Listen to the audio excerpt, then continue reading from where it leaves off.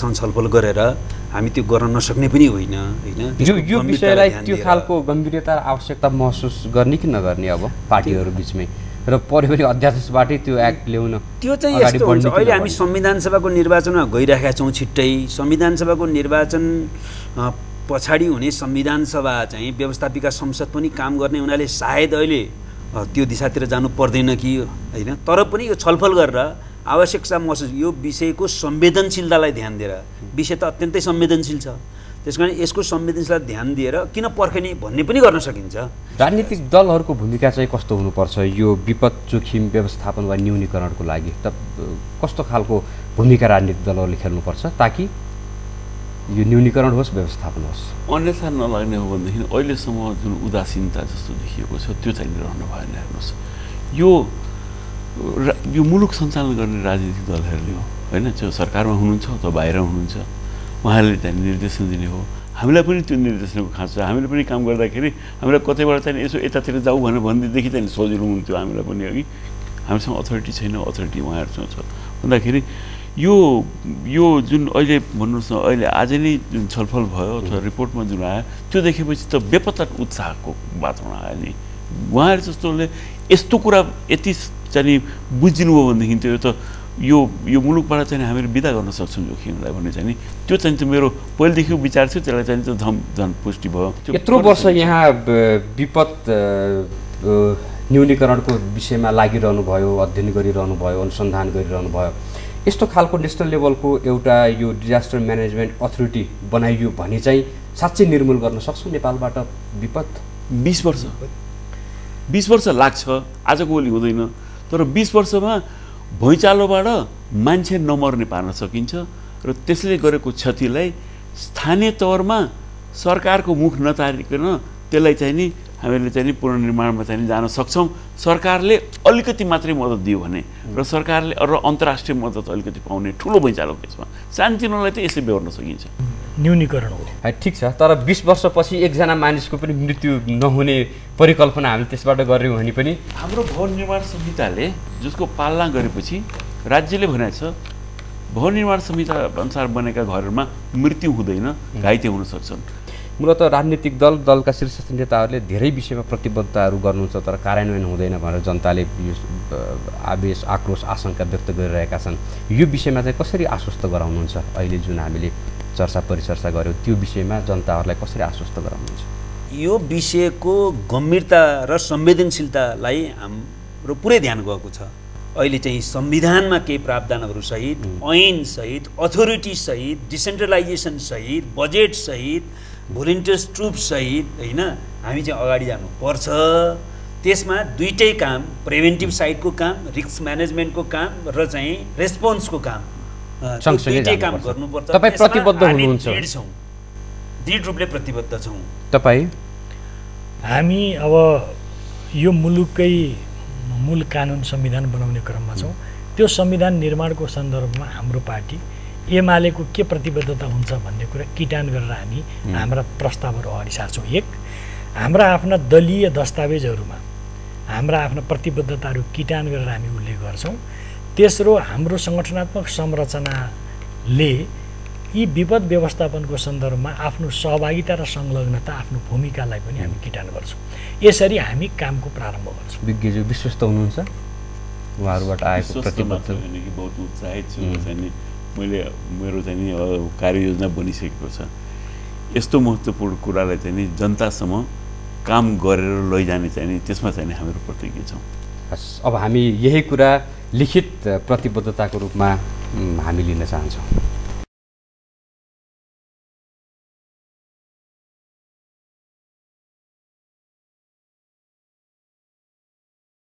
विपद जोखिम व्यवस्थापनका विषयमा हाम्रो पार्टी अत्यन्त गम्भीर एवं संवेदनशील भएको छ यसलाई त्यही गम्भीरतापूर्वक लिँदै विपदभन्दा अगाडि र पछाडि दुवै समयमा यसलाई सम्बोधन गर्ने गरी नीति योजना र निर्णयहरू लिनुपर्ने हुन्छ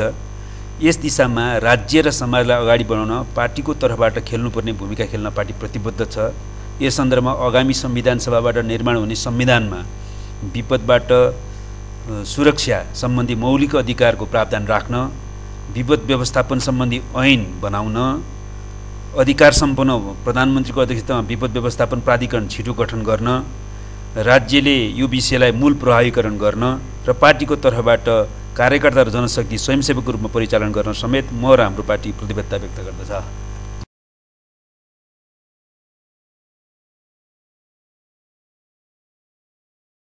म ईश्वर पोखरेल, महासचिव नेकपा एमाले,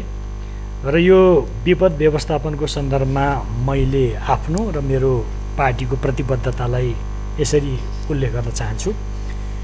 विपद व्यवस्थापनका लागि नीतिगत रूपमा स्पष्टताका साथ अगाडि आउने प्रतिबद्धता व्यक्त गर्दछु।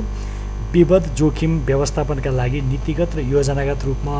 आगामी बन्ने नयाँ र लोकतान्त्रिक संविधानमा व्यवस्था गर्न, आफ्नो पार्टीका औपचारिक दस्तावेजहरूमा उल्लेख गर्न, ती सबैको कार्यान्वयन गर्न प्रतिबद्धता व्यक्त गर्दछु। विपद व्यवस्थापनका लागि संरचनागत व्यवस्था गर्नुपर्ने, त्यसका लागि अधिकार सम्पन्न प्राधिकरण स्थापना गर्ने, ऐन निर्माण गर्ने, पार्टी तथा पार्टी सम्बद्ध सङ्गठन संस्थाहरूलाई परिचालन गर्ने आदि कामका साथै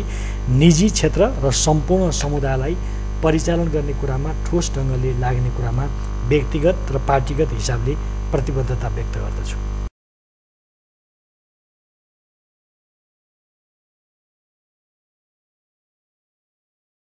म आमोदमणि दीक्षित, कार्यकारी निर्देशक एनसेट, र आजको दिनमा यो कार्यक्रमपछि मैले व्यक्त गरेका प्रतिबद्धता यसअनुसार छन्। मुलुकका दुई ठुला राजनैतिक पार्टीका आदरणीय शीर्ष नेताजीहरूबाट विपद जोखिम व्यवस्थापनका लागि गठन गरिने राष्ट्रिय प्राधिकरणको स्थापना बारेको विचारले जोखिम व्यवस्थापन कार्यलाई सञ्जीवनी प्रदान गरेको छ। यसबाट म व्यक्तिगत रूपमा निकै उत्साहित भई यस दिशामा राजनीतिक तथा प्रशासनिक प्रक्रियामा मेरो व्यक्तिगत सहयोग तथा प्राविधिक ज्ञानको इमान्दारी साथ प्रयोग गर्न थप प्रतिबद्धता व्यक्त गर्दछु। विगत 20 वर्षदेखि अनवरत रूपमा क्रियाशील रहेको भूकम्प प्रविधि राष्ट्रिय समाज नेपालले उक्त प्राधिकरणको स्थापना र सञ्चालनलाई थप दरिलो बनाउन मुलुकले मागेको र हराएको सम्पूर्ण काम आफ्नो क्षमताले भएसम्म इमान्दारीका साथ निर्वाह गर्ने संस्थागत प्रतिबद्धता पनि व्यक्त गर्दछु। हामीले नेपाली कांग्रेसका उपसभापति रामचन्द्र पौडेलज्यूसँग पनि व्यक्तिगत र पार्टीगत धारणा बुझेका थियौँ। अबको क्रममा उहाँको धारणा हामी राख्छौँ। हामीले जोखिमलाई व्यवस्थापन गर्न राज्य संयन्त्रले कस्ता कदमहरू चाले र त्यो किन प्रभावकारी हुन सके? हाम्रो खालको समस्यालाई हेर्ने एक्सपर्टिजम, हाम्रो खालको समस्यालाई हेर्ने विशेषज्ञता, के अरे यो प्राविधिक पक्ष, त्यो चाहिँ हामीले सबल बनाउनेतिर चेष्टा गरिरहेका छैनौँ। खालि यो हामीले गर्दाखेरिमा प्रकोप व्यवस्थापन भन्ने बित्तिकै खालि उद्धार र राहतमा मात्रै हामी घटना घटिसकेपछि अत्तालिने हैन, अनि के गरौँ र कसो गरौँ, यो भएन। मेरो भनाइ के भन्दाखेरिमा हामी सुरुदेखि नै हामी कुन अवस्थामा छौँ, कुन भौगोलिक अवस्थामा छौँ, कुन प्राकृतिक अवस्थामा छौँ, त्यो अवस्थाको राम्रो अध्ययन गरेर कस्तो कस्तो आपत्ति आउन सक्छ हामीलाई भनेर पहिलेदेखि नै त्यो अनुसारको चाहिँ नि एक्सपर्टिजमको विकास नेपालमा चाहिँ नि गर्नुपर्छ। र यो चाहिँ नि यो विज्ञताको यसको लागि खोजी, यसको लागि अनुसन्धान, यसको लागि तयारी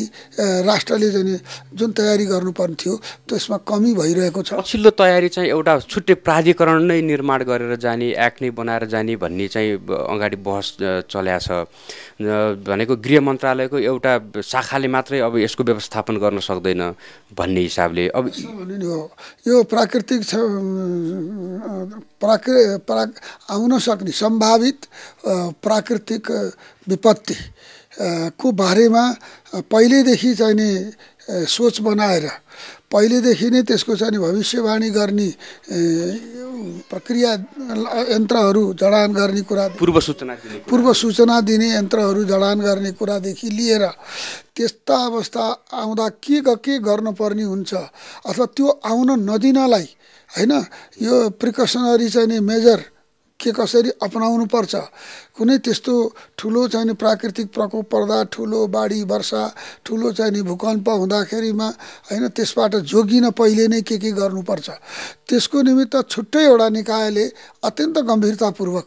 अध्ययन गरेर छुट्टै अथोरिटीको निर्माण गरेर एउटा अथोरिटी निर्माण गरेर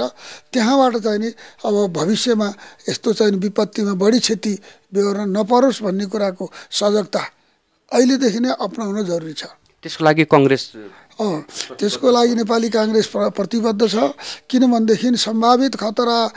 सम्भावित प्राकृतिक प्रकोप घटना घटिसकेपछि धेरै क्षति भइसकेको हुन्छ। त्यसमा त्यो क्षतिलाई चाहिँ हामीले चाहिँ न्यूनीकरण गर्न सक्छौँ पहिले नै यदि हामी व्यवस्थित रूपले काम गर्दै गयौँ भने। त्यसो भएको हुनाले यो जरुरी छ। यो राष्ट्रिय लेभलमा आउने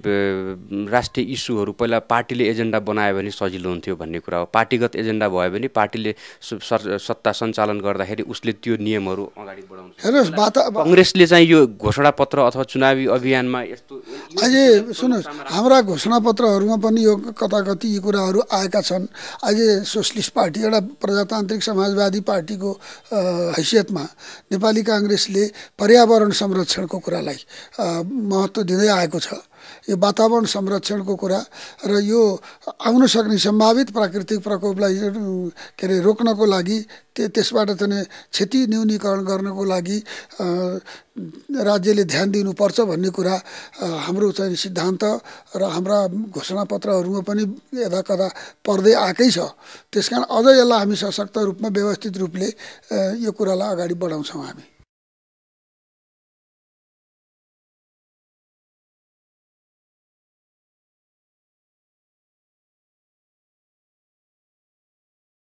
नेपाल यसको भौगोलिक अवस्थितिको कारणले प्राकृतिक प्रकोपको उच्च जोखिममा रहेको छ। तर हामीहरू प्राकृतिक प्रकोपका घटना घटिसकेपछि मात्र सक्रिय हुने गर्छौँ। यो सोचाइमा र अवस्थामा परिवर्तन र सुधार जरुरी छ। सम्भावित प्राकृतिक प्रकोपबाट बच्न र क्षति न्यूनीकरण गर्न पहिलेदेखि नै तयारी हुनुपर्छ। यसका लागि छुट्टै विज्ञ सहितको निकाय गठन गरी अध्ययन र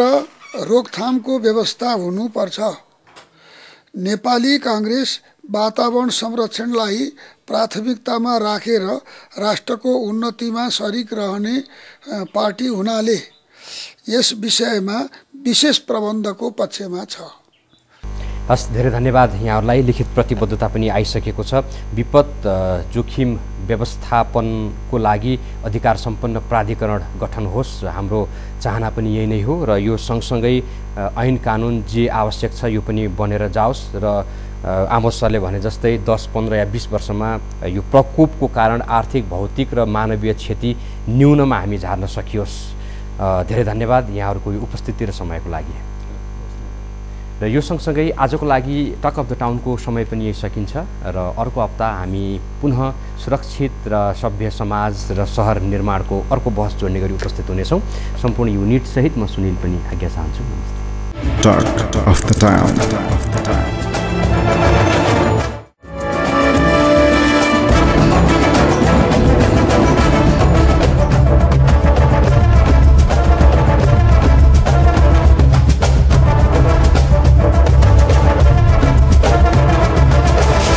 Talk of the Town.